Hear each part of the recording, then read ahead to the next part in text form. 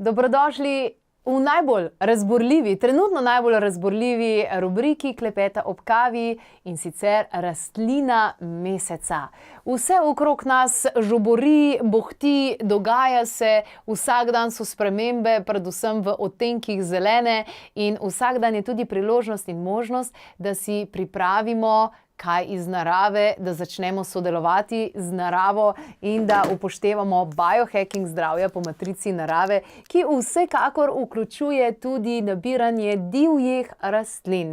In tukaj sem hvaležna, da smo se povezali z doktorico Tino Mele, ki nam je za tale mesec pripravila eno posebno rastlino, divji luk, ki jo pa povsod jo bomo lahko našli. Kaj iz nje naredimo, na kakšen način in tudi kako jo razumemo, pa poglejmo v prispevku, ki smo ga pripravili za vas.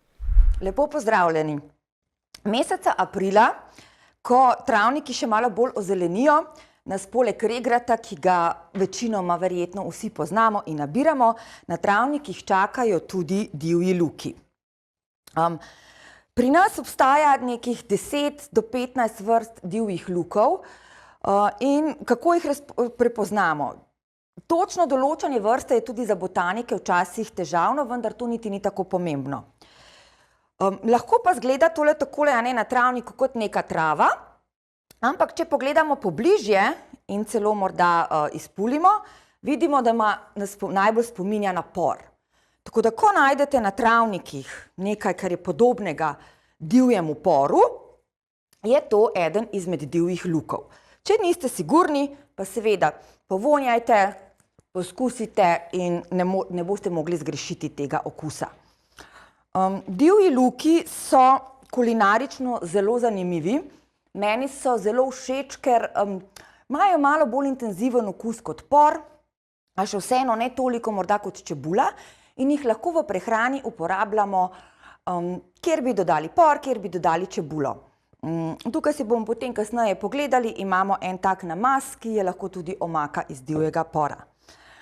Divji pori niso konkretno medicinsko oziroma zdravilno uporabni, pa to ne pomeni, da niso zdravilni.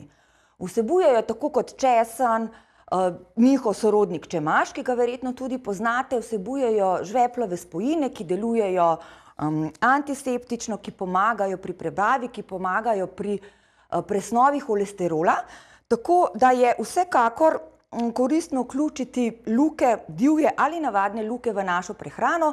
S tem uravnavamo tudi, lahko skrbimo za uravnavanje krvnega sladkorja, se pravi, kot sem že omenila, tudi holesterola, podpirajo zdravje jeter, tako da so vseeno, bi rekla, čeprav nimajo konkretnega zdravilnega namena, so vseeno zdravilni. Treba je paziti, zdaj lahko pride do redko kdaj do nevarnosti kakšnih zamenjav. Se pravi, lahko zamenjamo za kakšno travo, to smo že povedali, pač uporabimo malo naše čute.